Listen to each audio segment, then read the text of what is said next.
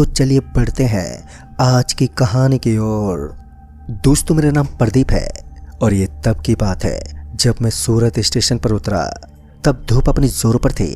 धूप की वजह से स्टेशन की पूरी जमीन किसी आग की भट्टी की तरह गर्म पड़ी थी। आसपास देखने पर पता चला कि स्टेशन के कुछ बेंच तो धूप में ही थे और धूप में वो किसी गर्म भट्टी की तरह जल रहे थे, तो वहीं जो छाया में थे उनके ऊपर कुछ लोग बैठे हुए थे। फिर स्टेशन से थोड़ा आगे मुझे एक रेस्टोरेंट दिखाई देने लगा और उस रेस्टोरेंट को देखते ही मैं जल्दी से स्टेशन से आगे चल पड़ा। फिर मैं उस रेस्टोरेंट के पास पहुंचा तो वहां एक बरगद का पेड़ था और उस पेड़ के नीचे लोहे की एक बेंच बनी हुई थी।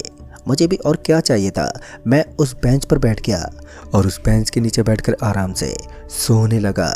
कुछ देर तक तो सब कुछ नॉर्मल रहा, लेकिन उसके बाद ना जाने कब मेरी आंख लग गई, मुझे पता ही नहीं चला। फिर जब मैंने अपनी आंख खोली तो आसमान में सूरज की जगह चांद नजर आ रहा था और बगल वाला वो रेस्टोरेंट भी बंद हो गया था। मेरे फ़ोन पर अतुल के 18 मिस कॉल आए थे और उन मिस कॉल से पहले मेरी नज़र फ़ोन के टाइम पर पड़ी तो मेरी आंखें फटी की फटी रह गई। दरअसल रात के 11:30 बज रहे थे और मैं शाम के 4 बजे से यहाँ सो रहा था। मैंने तुरंत ही अतुल को फ़ोन लगाया और उसे सारी बात बताई। तभी अतुल ने कहा, भाई जिस स्टेशन पर तुम हो ना, पहले तो वहाँ किसी आदमी को देखो, अगर कोई नज़र आता है तो तुरंत निकल जाओ। जब मैंने दूर से उस स्टेशन को देखा तो मुझे ऐसा लगा कि स्टेशन पर कोई जानवर तक नहीं है। इतना गहरा सन्नाटा था मानो कोई परिंदा भी अपने पर ना मार सके।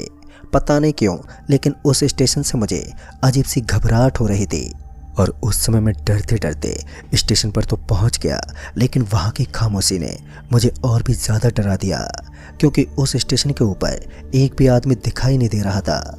हालांकि स्टेशन भी इतना बड़ा नहीं था, फिर भी स्टेशन मास्टर का होना तो एक लाजमी सी बात है।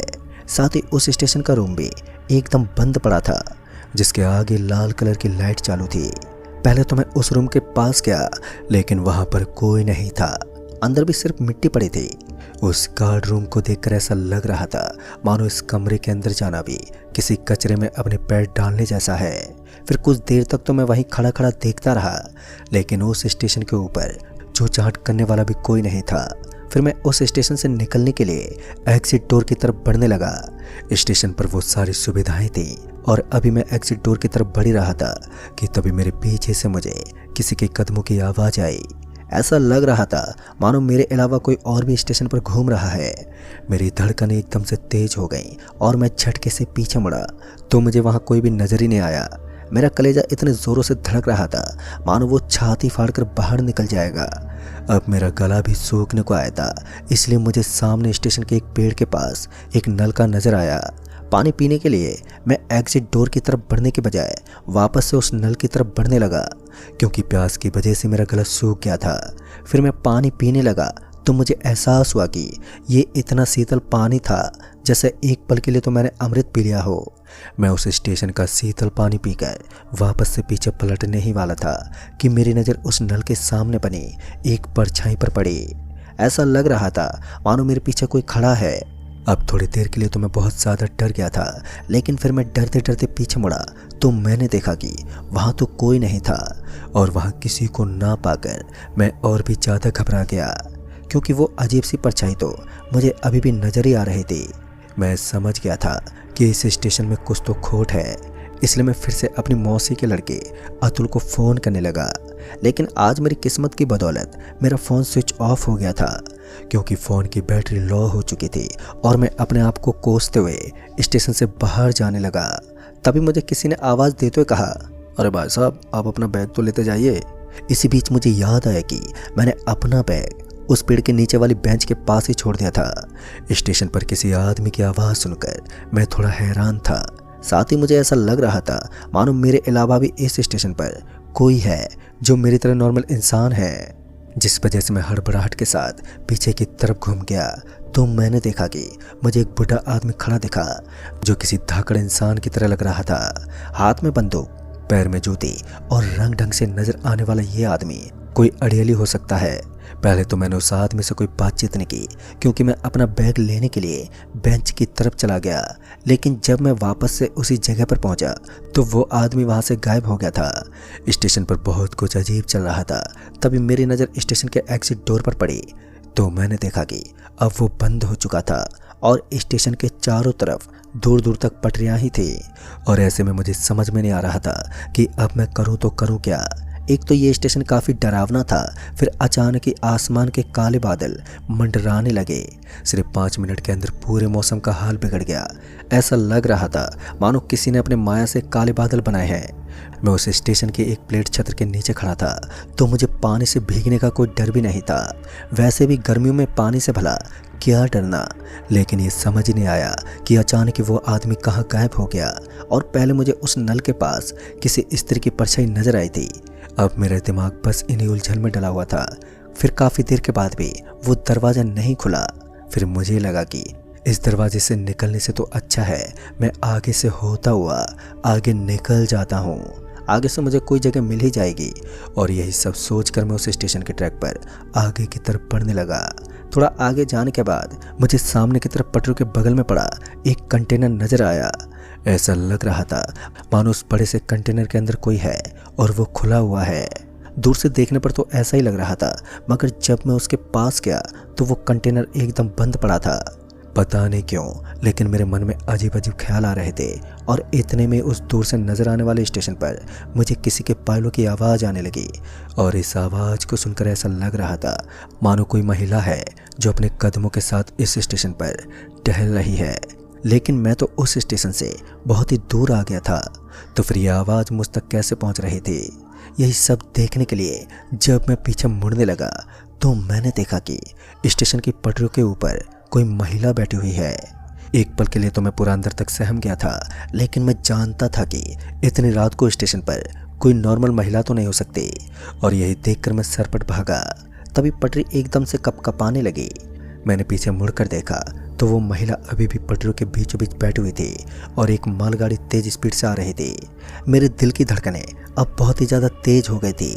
जैसे जैसे मैं आगे बढ़ रहा था तो वैसे वैसे अंधेरा और भी गहरा हो रहा था और साथ ही डर भी बढ़ता ही जा रहा था। मुझे ऐसा लग रहा था मानो स्टेशन से ज़्यादा डर तो मुझे अब लग रहा है। मेरे पैर एक एक पल के लिए किसी बर्फ़ की सिल्ली की तरह जम गए और मैं वहीं खड़ा होकर वहाँ का दृश्य देखने लगा। इसी बीच उस ट्रेन ने उस औरत को एकदम से कुचल दिया और ये नज़ारा मेरे रोम रोम को हिला देने में सक्षम था। उस समय मैं इतना ज़्यादा डर गया था कि मैं अपनी आंख बंद करके वहीं बैठ गया। मेरे शरीर का पुर्जा पुर्जा हिल गया था। फिर कुछ देर के बाद उस मालगाड़ी की आवाज़ आना भी बंद हो गई और जब मैंने अपनी आंख खोलकर चारों तरफ देखा तो वो महिला कहीं भी नज़र ही नहीं आई और साथ ही वो मालगाड़ी भी वहाँ से आगे जा चुकी थी। स्टेशन पर सन्नाटा छा गया था। तभी मुझे स्टेशन के ऊपर एक बाइक खड़ी हुई नजर आई जिसकी हेडलाइट चमक रही थी।